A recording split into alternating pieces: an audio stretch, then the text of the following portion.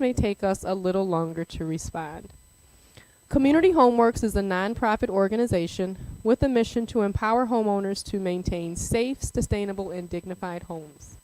We get our funding from grants, gifts, and donations, so if you find value in this workshop tonight, we encourage you to donate on our website at communityhomeworks.org. Tonight's workshop is entitled Home Systems, and our instructors are Lee Taylor and Mr. Harry Jackham. Thank you so much for being here. We are looking forward to learning more about home systems, and here we go. So, we understand that a house is more than just its parts, and that without the parts there'd be no house. So what I'd like to do tonight is to walk through our home systems to get a better homeowner skill set so that we can know our house from the foundation up. Things that we're going to learn about are going to include plumbing, electrical, HVAC, the cosmetics of our home. I'd like to talk a little bit more about if we would decided to upgrade, in addition to the basic repairs and upkeeps, the easiest way to beautify our homes. So let's talk a little bit about the structure. So as we understand it, there's 11 main systems of a single family residence. And there's some key things that we need to know about each. So the systems that make up a house are the structure, which includes the foundation, the frame, and the roof. The functions, which are the windows and the doors, the plumbing, the electrical system, the heating system, and the finishes, siding, the gutters, the soffit, the fascia, drywall and paint, interior finished carpentry, and finished flooring. So what I'd like to talk about tonight is the foundation. And what I'm asking right now is, what is it that every homeowner should know about the foundation? And either one of you gentlemen can start.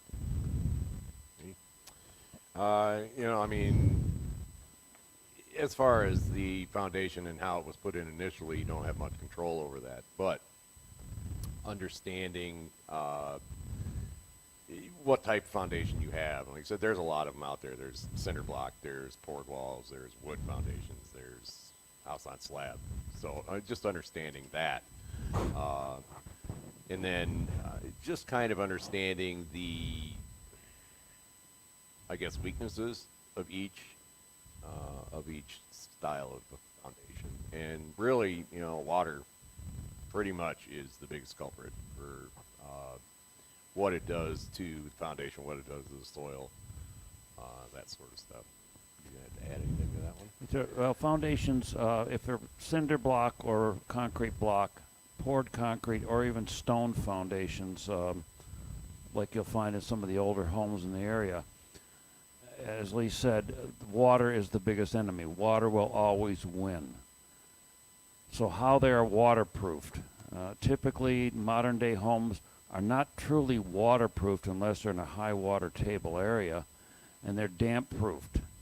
So what you want to look at on your foundation, again, being whatever it is, check around any corners or check around near the floor for any signs of mildew. And that'll tell you that there's water possibly leaching through this porous material, concrete block, concrete itself, and even a stone wall, because it has mortar joints, will allow water or moisture to get through. What can you do about that? It can be simply having to dig out around the foundation to waterproof. It can be calling in some of the contractors who do an inside type of waterproofing. And it could actually have to do with the drainage around the building. A key issue around any home is to make sure that the soil around your home drains away, have a slope away, at least about 1 foot in every 12 feet away from the house, just so that any moisture will flow away. I've seen so many cases where people put plantings around their houses and the water tends to pool there, and that leaches down into the concrete. I'll add to that. A lot of people don't understand that concrete is porous. Water can move through that. So, a lot of people think that water's not going to be able to get through it, but it does. So, yeah. So I have a question. So say that I'm a first-time homeowner and I'm going to my house and I go into my basement and I realize that there is water in the corner of the basement. What should I assume? The first thing I would assume is that the water is not being drained away from the foundation. Check the gutters to make sure that they're taking any of the water from the roof away from it. And again, that's slope. If you see that, and it's a very common problem, then what you want to do is probably have to contact some of these dry basement contractors that you'll see advertised around. The other thing is the type of soil that the house is built on. If you have a sandy soil, and I think a lot of it's sandy in this area. I'm relatively new to the Kalamazoo area. I know I'm over on the west side, and it's pretty sandy. Naturally, any moisture that gets down tends to run away from the house. But I did some houses for Habitat when I lived on the east side of the state, and they were in some heavy clay soil. And that's where you get a lot of moisture pooling around the house, even to the point where it's what they call expansive clay, where when it gets wet, it actually pushes in on the foundation. I bet that's a whole nother problem, isn't it? And I mean, those are the kind of situations where the couple of the houses we had to actually dig around the foundation because at that time the general contractor, well, let's just say he was a little over his head, and he backfilled with this clay, and we had to actually dig around it and put gravel in around the foundation. Very costly. Okay. If you have that situation, the best thing to do is contract. First off, if you see anything that looks like it's mold, and don't worry about these little tiny black spots, that's mildew.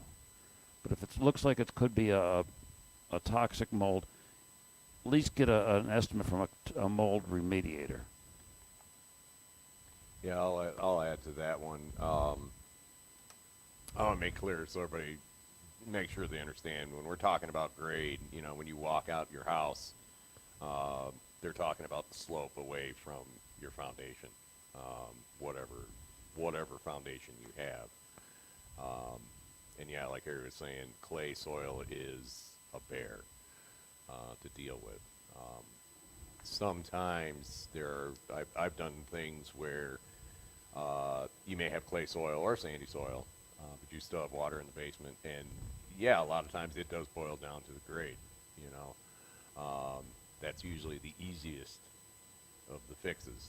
So you know, heading out there, I say walk around the house during a rainstorm or just after a rainstorm, and you should not have that standing water within at least 3 to 4 feet from that foundation. And you know, too, just activity over time makes it so that grade changes or settles. A lot of people think that if they have a new house, they're not going to have that issue, and that's actually quite the opposite. A lot of times, like you were saying, they'll backfill with just whatever's on site. And if it's a product or a soil that will compact over time, that grade may look fine in the beginning, but it slowly settles down. So things change. So I understand that. Yep.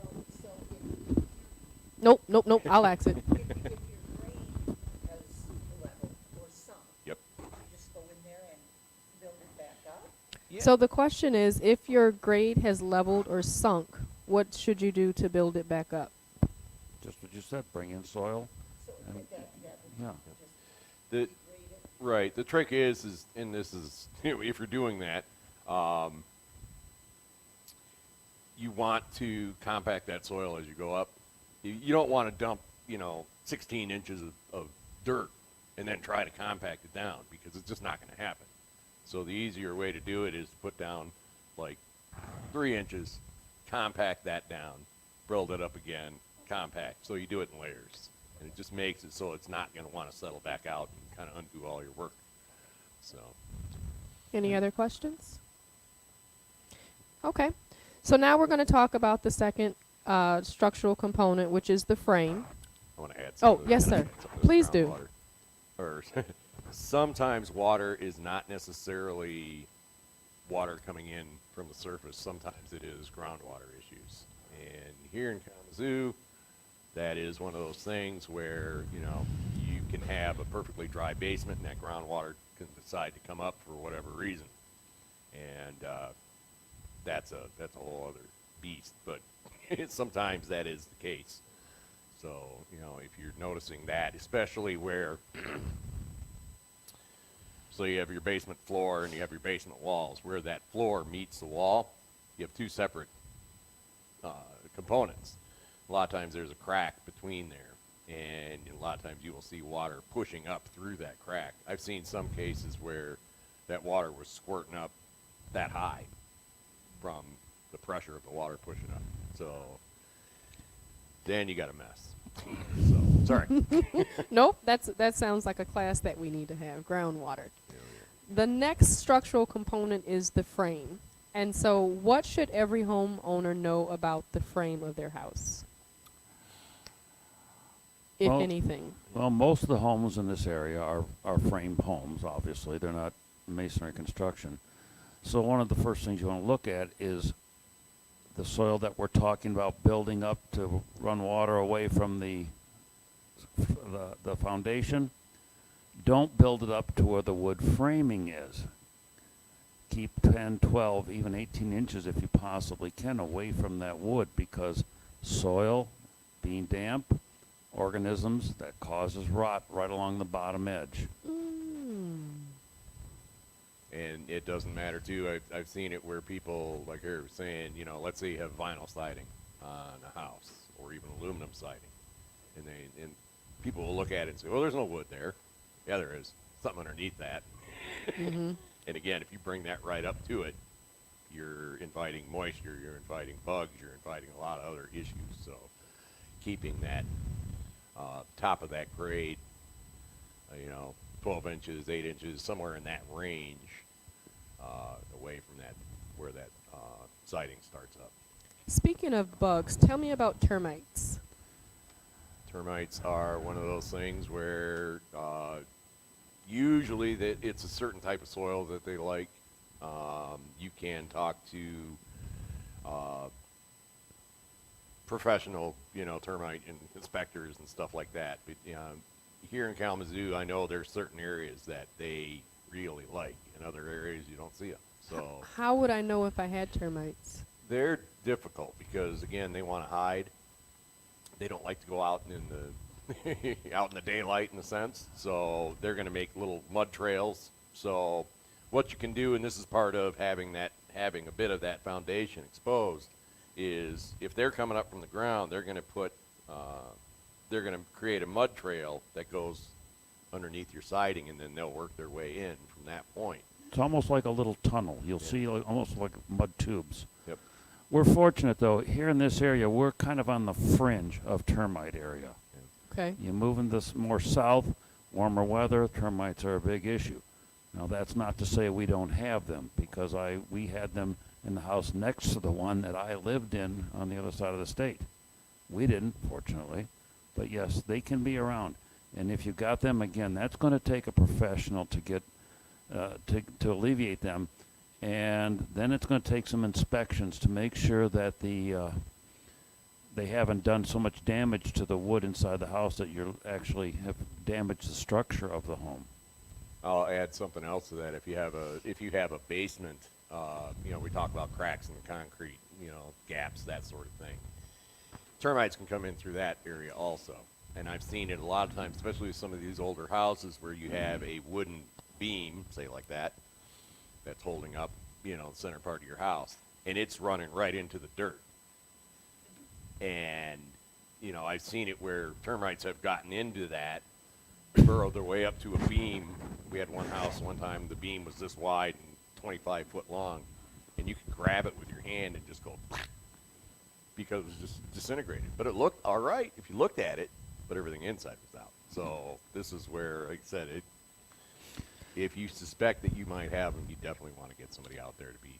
And termites are not the only problem. I mean, Carpenter ants. carpenter ants are probably more prominent in this area, particularly if you live in a wooded area or if you store firewood out near your home. That will cause a lot more of the carpenter ants. and they can get into the structure and do the same thing termites have done. Carpenter ants are Usually- those black ants? They're usually very large black ants, yes. Okay. They usually like areas that have had water infiltration in the past, a damp area or something along that line. They don't eat the wood; they just turn it into bedding. But And actually, that's one of the things that we brought up on your. They get into a damp area. Unfortunately, the house that we do live in now, there was a deck put on it that wasn't properly flashed, and a little dampness got in. And then we redid the deck. We found that the carpenter ants had got into one of the headers over the door. Fortunately, it didn't do enough damage that we were able to fix it and put a little bit of shoring on it, and everything was fine. But dampness coming into a house, leaks in your shingles, leaks in your siding, are certainly those kinds of things that can cause those damp areas, and carpenter ants will move into that, or just simply what's sometimes called dry rot, but that's usually, again, caused by insects or some other form of organism. And you can usually tell if there's a leak. Sometimes there'll be a discoloration in the ceiling or on the side walls or in the dry walls. But you can almost be assured if it's in the ceiling, if it says it's in one spot, the leak is actually happening somewhere else, because water will trickle down the rafters and find a low spot and then come down. Which, if there's no questions, takes us to our next system of the roof. Tell me, gentlemen, what should every homeowner know about the roof? your roof is to me, the roof is almost like the first line of defense as far as elements and everything else. So your shingles, your roof sheathing, roof decking, that sort of stuff. And then, what kind of style of roof you have. You talk about overhangs and stuff like this as far as how far that water can get out. There are some houses that are built where there is no overhang, in a sense, where the roof overhangs your exterior wall. Sometimes they're pulled way back. And again, if you have that style, then something like gutters or something like that really come into play. So, but yeah, roof keeps everything dry. And again, the steeper the roof, the better it is. The less pitch that's on a roof, the more likely you are to have water start pooling and causing issues. Now, that's not something you can do a whole lot about. When you buy the house, you got the roof on there, but just know that the more flat the roof is, the more likely there's going to be water damage or likelihood of water damage. Go ahead. No, go right ahead. Go ahead. Yeah, say penetrations also through the roof, whether it's roof ventilation or pipes or skylights or anything along that line is another area that just needs to be looked at a little closer as far as water potentially getting in, bulk water getting in. Most roofing in this area is pretty much the asphalt shingles, Right. either the 3-tab or the architectural. Sometimes it's a rolled roofing, but it's the stuff that's got the colored gravel on it. Okay, when does that have to be replaced? Typically 20 years, 25 years, if you're lucky 30. But what to look for? Look down towards your gutters, where the downspouts, where they're moving out. If you see a lot of little granules, it sounds like maybe the roof is starting to give in. Look for curled shingles. You can see little edges just pop up in a little curl.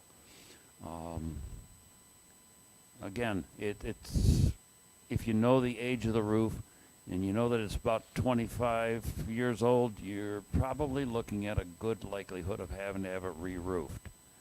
And if you're getting re-roofed, a contractor will come in and say, I can do it for this much, but I can save you money by putting a second layer on. Is it legitimate to do that?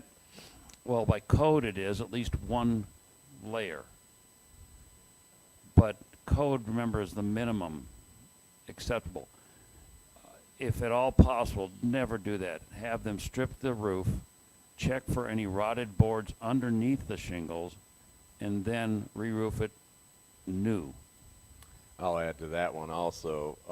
Poor ventilation, and sometimes these older homes, like your house and stuff, because I know these houses in this area real Um, a lot of times they weren't necessarily ventilated, even when they were built.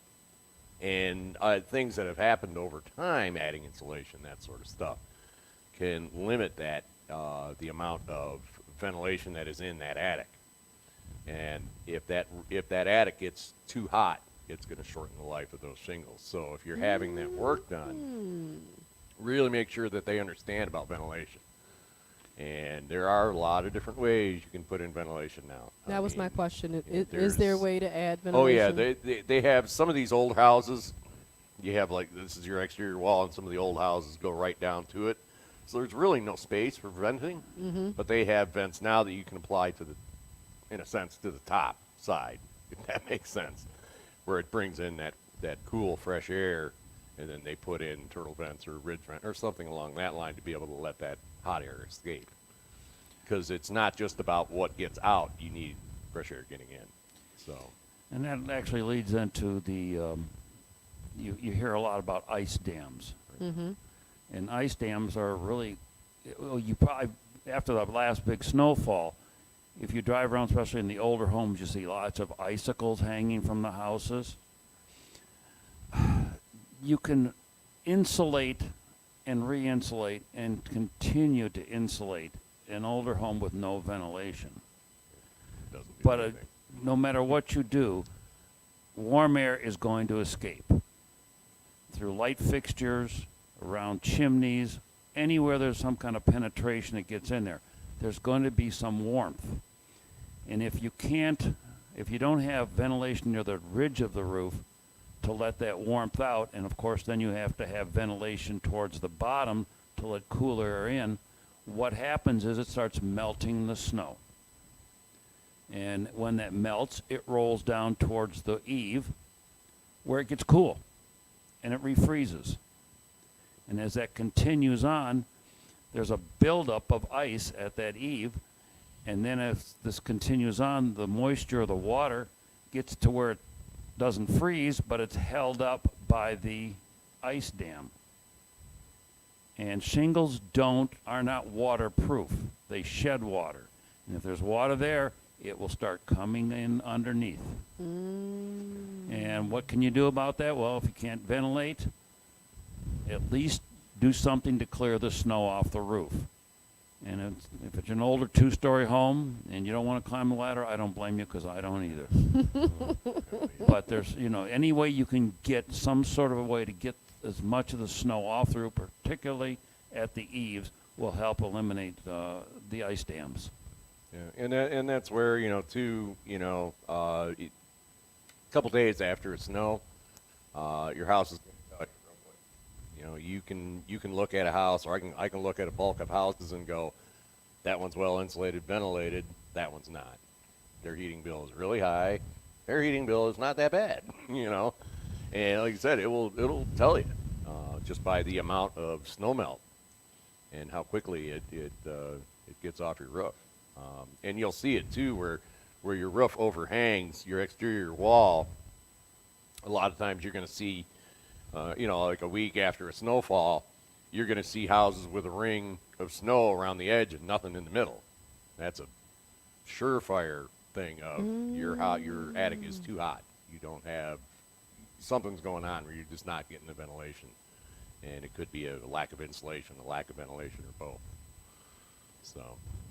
Any questions? Well, now we're going to talk about the functional components of a home. Things like windows and doors, plumbing, electrical and heating and cooling. So my question again, gentlemen, is what should every homeowner know about the windows and doors? Boy, that's a big one because, I mean, windows and doors are where a lot of air infiltration happens.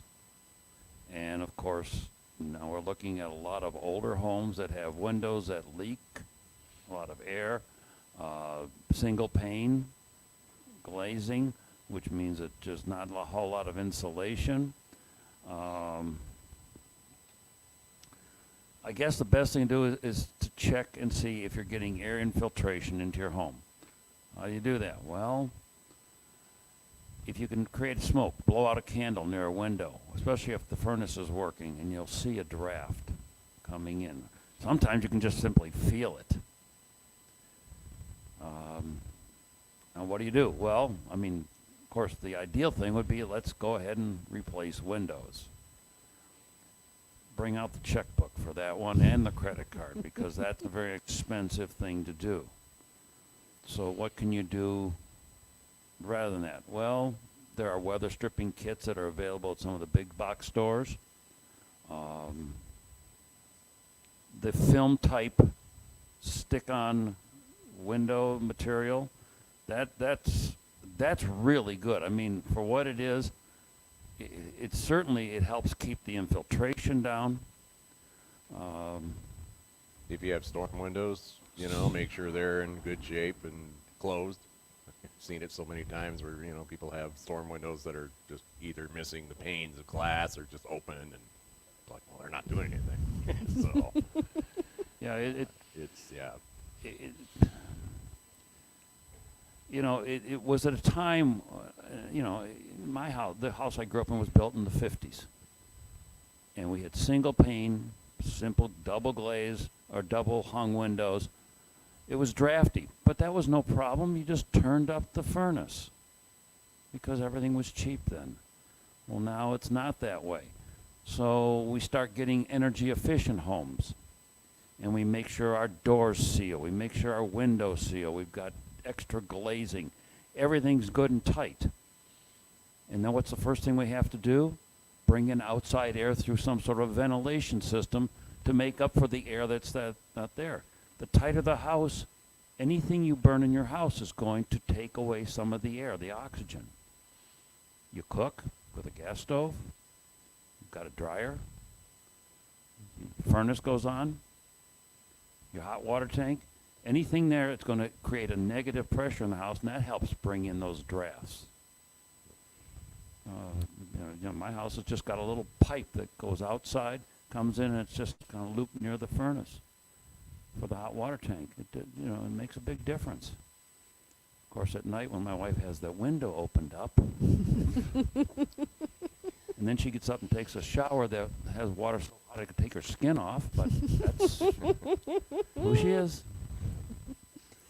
Yeah, windows and doors, I think a lot of people, I always say with windows, if you're not using them, hence they're it's not open, you're enjoying the breeze or whatever, lock that thing if you can. It keeps those windows sealed up. A lot of times, windows may have been replaced with replaced with like vinyl windows. And depending on the width of those things, I've seen it where they've sagged so much where you couldn't lock it if you tried. And that just falls back to, if it's not in use, lock the thing up if you can. It's going to keep everything square and sealed and not sagging. So.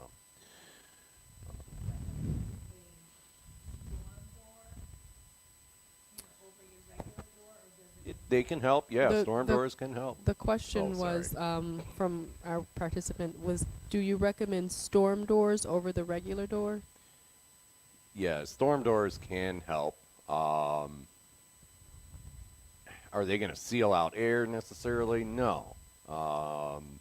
They're generally they're a pretty drafty, type thing, but it can help.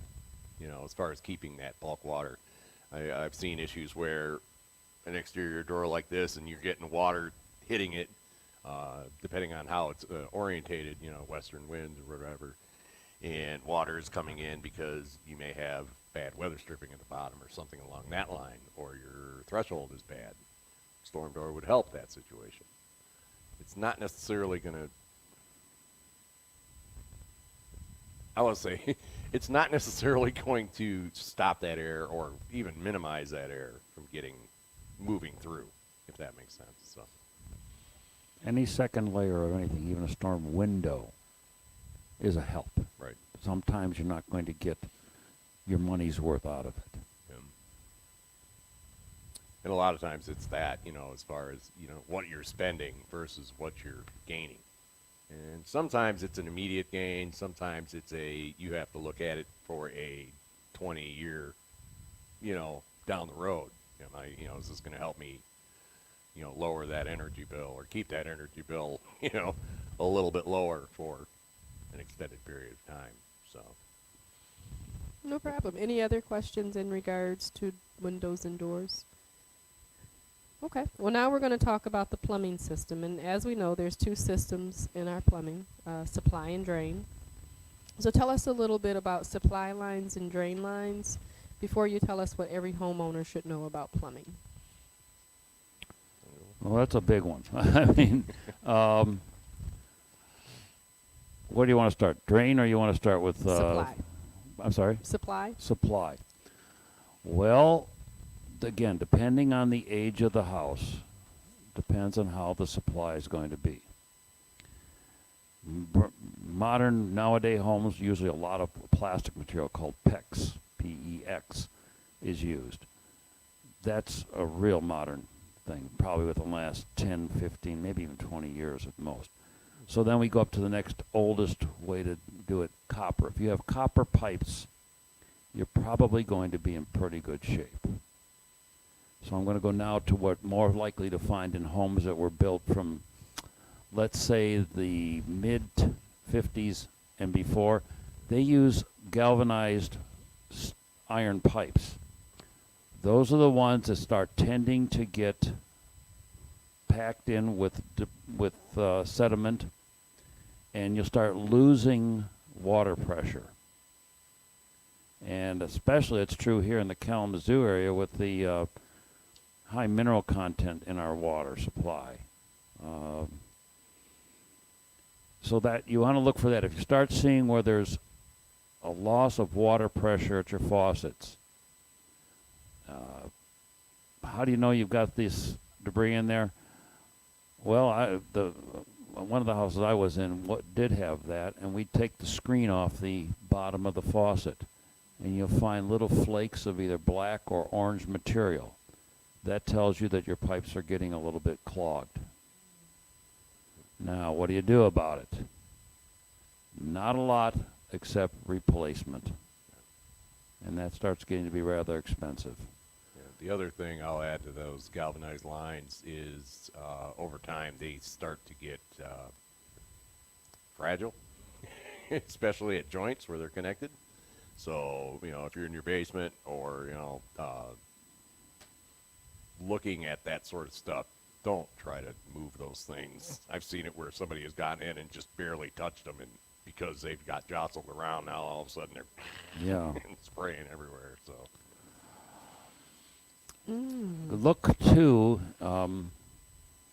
modern codes, and when I say modern, I'm talking about in the last 30, 40 years, do not allow plumbing pipes, supply pipes on an exterior wall.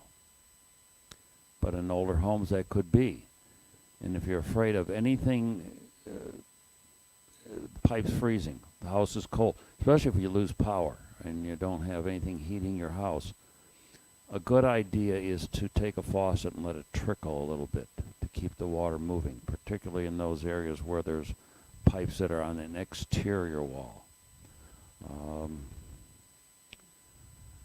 The other thing that I had to learn when we moved here at the Kalamazoo area was a thing called water softeners. We didn't know about that in the Detroit area. that's in here. And we learned that real fast. I mean, if you can swing it, a water softener and a whole house water filter is a great way to have things taken care of. And a whole house water filter, you can go to one of the big box stores and pick it up with a couple filters for less than $50. Now, putting it in is another story. And if you don't have the skills, now you're going to have to hire a plumber. And I can guarantee you that $50 isn't going to go very far with that guy. We had a question come in online about back to windows and doors. Okay. Karen Smith says, I had a weatherization program at my house. Through testing, they say my house is tight, in fact, too tight. My back door seal, I think it's sealed, and storm door has cold air coming in that I can feel. Is that okay or not? not okay. I'd say any air that you don't necessarily want as far as cold air coming in is not a good thing necessarily. So If they said the house is too tight, and that could be, if they especially had a weatherization program and they came in and they tightened up everything, again, we go back to that anything that you're going to burn in your house, the furnace, the hot water tank, a gas stove, a gas dryer, it's going to cause a negative pressure, and that's going to have that cold air coming in. So, again, a lot of modern homes, they have to put in some sort of a ventilation system. Mine is simply a pipe that has a vent on, or like a cover on the outside with a little flapper, and when it needs air, it opens up, and a little cool air comes in. But it's in a good spot where it's down in the basement near the furnace, and it doesn't make the rest of the house colder. I know when I was working with Habitat in Detroit, we had to start doing that because the houses were so tight that people would be boiling something and the house was just dripping with water. And to keep that, because they were going with Energy Star, we had to use a heat exchanging ventilation system. Again, this is a very expensive thing. And what it does is it actually warms some of that cool air that's coming in. You know, the thing to remember about any energy efficiency that's done is there is always a flip side to it. You have to realize that by minimizing how much air can move in and out of your home just on its own through negative pressure or positive pressure, if you do minimize that, which is a good thing, as far as your heating bill and stuff, but it's when people do that stuff and they don't realize that they need to possibly bring in different systems to be able to work with, that new energy efficient home. Like you said, heat exchangers or I'm sorry, HVAC, or boy, my brain is somewhere else. Yeah, Yeah. the heat exchanging. I know they got an acronym for it, and I don't remember what it is either, my too. brain is. I know we're going to go back into plumbing, but it just dawned on me, we're talking about this ventilation thing. Over the last few years, one of the big talks was radon. Mm-hmm. And radon is a radioactive gas that's everywhere in nature, and quite frankly, there's a lot of it in this area. In fact, one of the hot spots in the country is really just in the Battle Creek area. Mm. Or at least in the state, I should say. But it is here. The tighter you make the house, the more air infiltration it's going to have. And if it's in the basement area where the air is infiltrating, like we were talking about the water squirting up and so on, and there's cracks in the floor, that can create a radon issue. There are ways of mitigating that. And it basically is a way of taking a pipe that goes in underneath the soil. And it's just a simple hole they drill in the concrete floor. And then it has a pump, a small, very fan pump that just kind of sucks the air and takes and exhausts that radon to the outside. And that's something worth looking into. Be very careful, though, if you happen to ever look at that, because there are a lot of radon testing companies that are affiliated with radon mitigation companies. And they will make sure that you have a lot of radon in your house. Mm-hmm. It's got to be tested. Yeah. They bring in a Yeah, So- there are home kits you can do. The question is, how do you test for radon? there are home kits available. They're not as reliable. A radon mitigation will bring in a device and they set it in the basement, and it's best if you actually leave the home and let it go for a day or two, and it'll tell you at what point the radon is. These home radon kits are little cardboard things that, you know, if you have a high amount of radon, they'll tell you. If you're not, they probably won't tell you anything. Their false negatives are a whole lot more than their false positives. another thing you can do, and this is not necessarily foolproof, but if you have a lot of people, your neighbors and everything else, you'll see these PVC pipes coming out of their rim board and then shooting up the side of their house. And like where my oldest daughter lives, that neighborhood, I walk around and I'm like, that house got it, that house got it, that one, that one, that one, that one. Well, there's a good chance that theirs has it too. So, but that doesn't necessarily mean that you do. But, you know, sometimes, yeah. And he said Kalamazoo County is up there. So, as far as radon goes. After we talked about Karen Smith's question online, she replied and said they put a vent on the roof. So that was the way of getting fresh air exhausted, I guess. Okay. Yeah, to say it's too tight is one of those things that you'd have to see. And you can also have, you know, a home energy rater come out and do a test. That what they'll do is they will be able to walk through.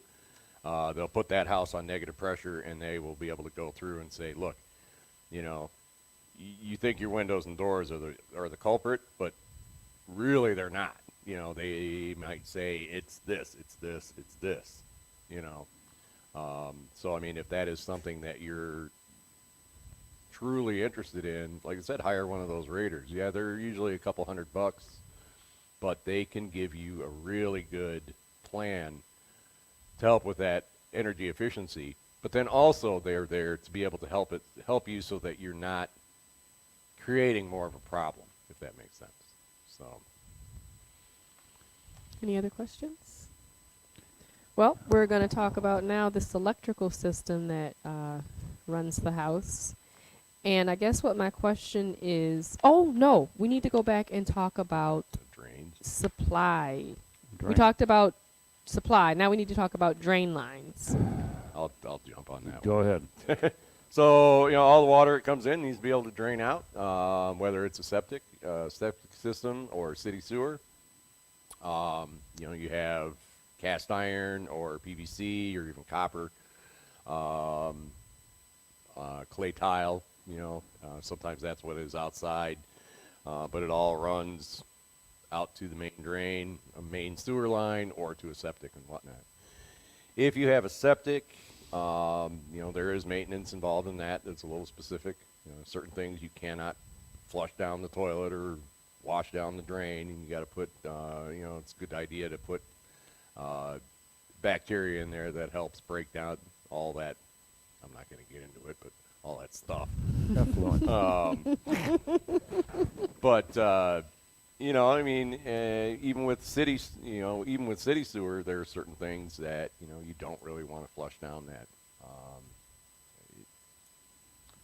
I could go on and on about the things that you see you flush down a toilet because people think that, you know, yeah, good, it's gone. Yeah, here's some stuff that you just don't want. And the other part is, it not only can affect you, but it can affect your neighbors. An example of that one is we had a house where they called and said, I have raw sewage spewing up in my basement. And what it was somebody, I don't know how they did this, but they flushed a towel down the drain. And what it did is it clogged out in the street. And then stuff went and hit that and backed up to a couple of houses down the line. So, you know. Say that again?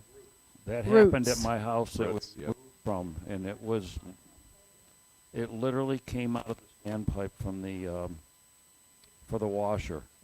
My wife called me. It was 11 o'clock at night. She says, "What? There's water running." And I went down there, and here it's like a geyser of brown raw sewage. Yeah. Oh, my. And I had to have the township come out. And they checked it out, and it was sure enough. It was roots that were in the main line, didn't affect anybody else, but it hit us. Mm. And $900 later, we had Belfar come out and. And if you have an older home, I will say this: So where your sewer lines connect underground and then head out to the main sewer line or your septic. If you have an older home, a lot of times those are clay pipes, and what they do is they just fit together, right?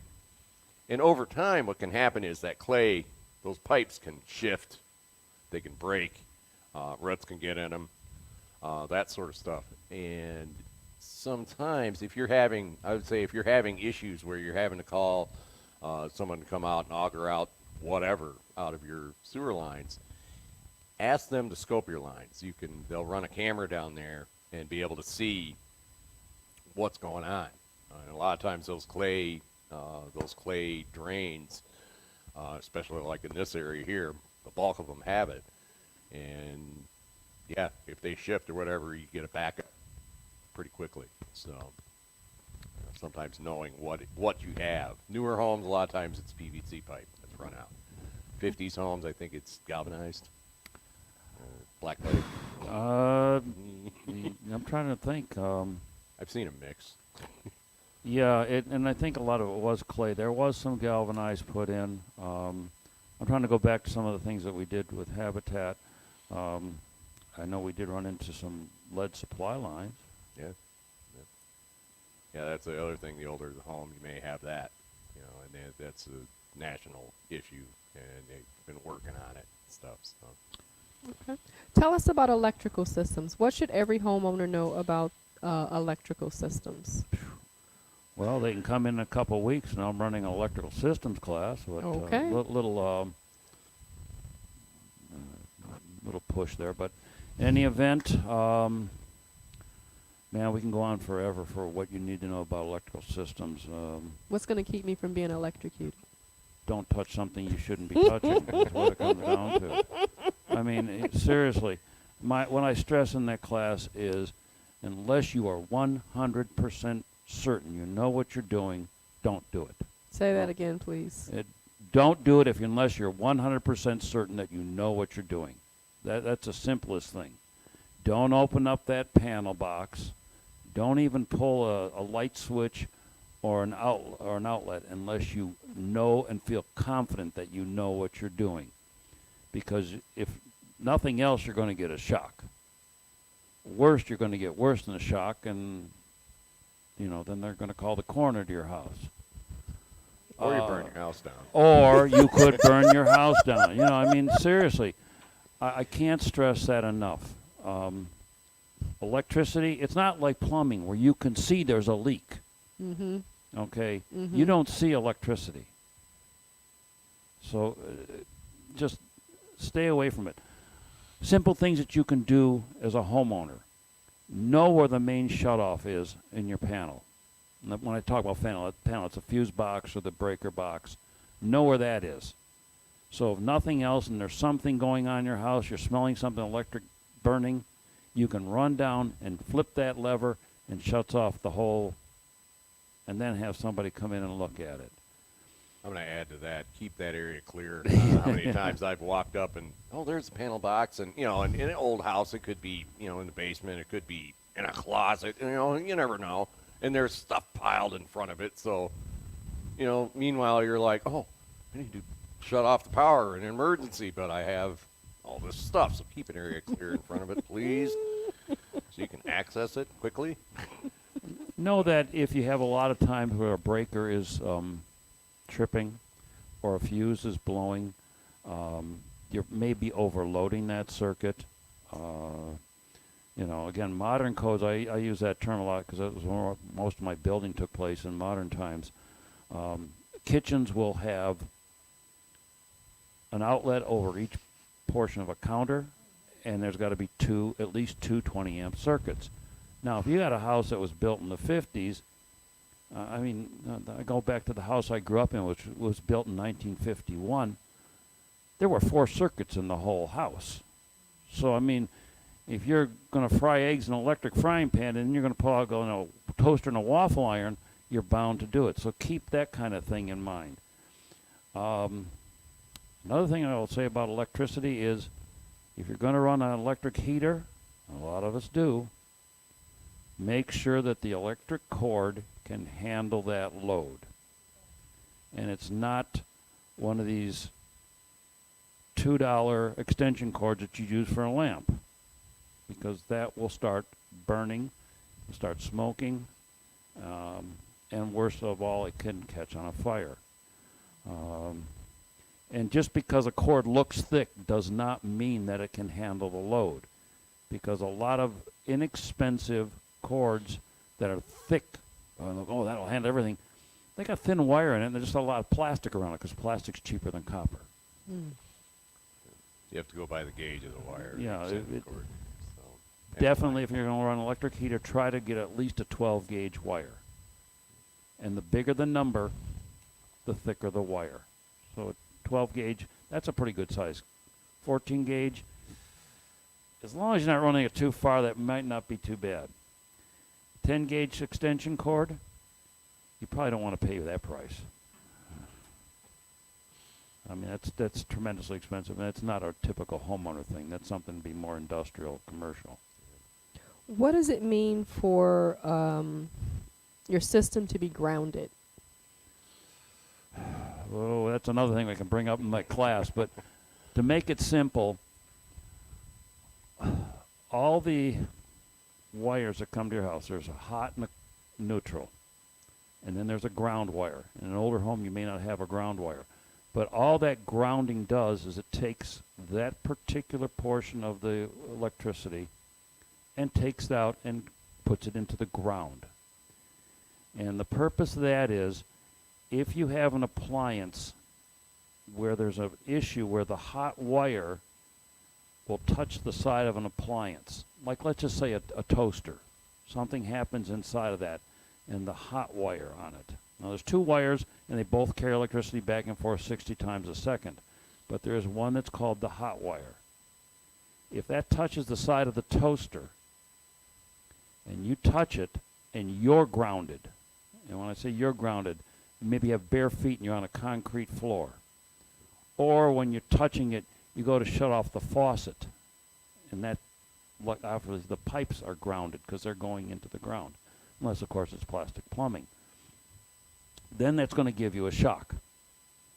And the thing that's really scary about it is if you're touching it and you shut off a faucet, or you're on a concrete floor and you're in bare feet, that electricity is going right through your body, going through your heart, and that can cause your heart to either defibrillate or even stop.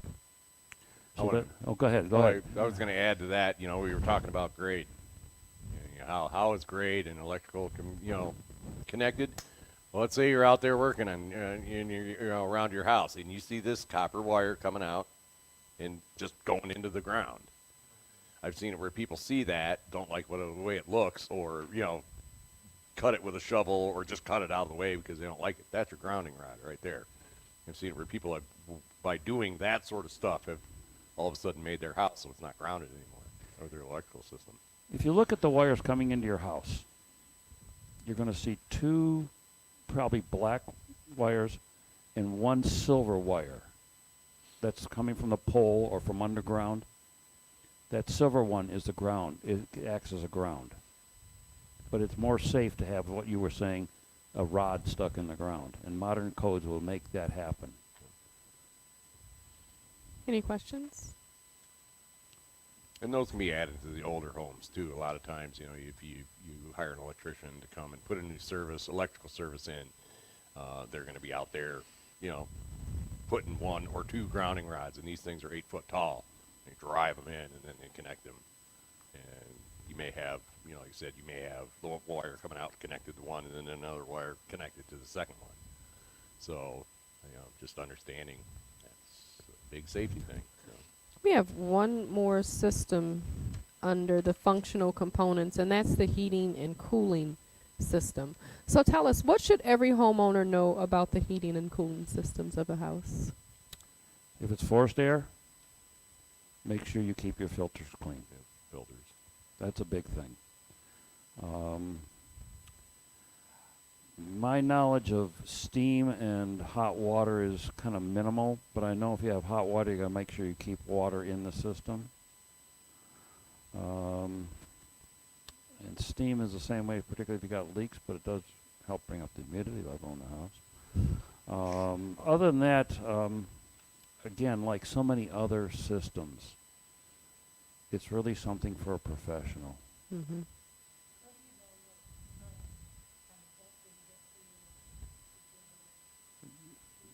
The question was, how do you know what type of filter to get for your particular heater? Do you know where the filter is on yours? Or do you know, if you know where the filter is, you pull it out, and that'll give you the size. And it's just that simple.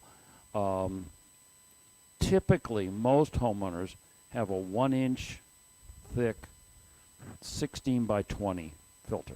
Okay, it can be other sizes, but usually it's 1 inch thick. My suggestion on those is change them regularly, like even once a month, depending on how dusty it is. Mm. If you happen to have the media filters, now those are the ones that are about 4 inches thick. Mm-hmm. Those you can go, depending on your house and where you're located, but typically they can go to 6 months to a year. But, you know, the crazy thing is, the more dust that gets in the filter, the more efficient it becomes. Until it becomes so thick that the airflow is not going through the furnace. The furnace is working hard to deliver the air to it throughout the house.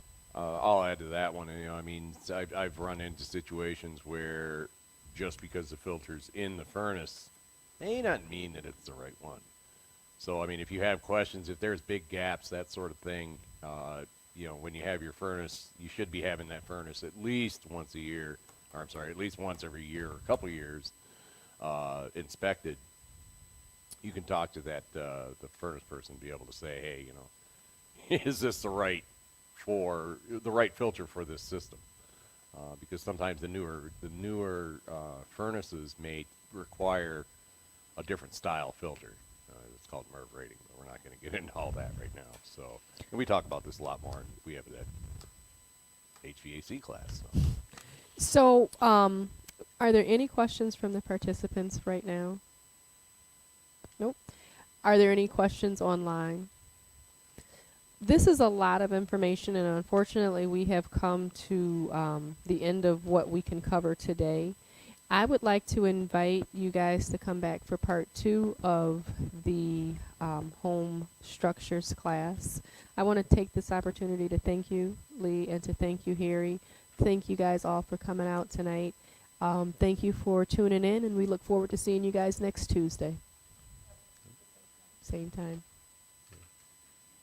Yeah, we try to make it so that these classes really break these individual components down to get a little more, you know, better understanding of them and how they interact and all that sort of stuff, because it is a lot. Mm-hmm.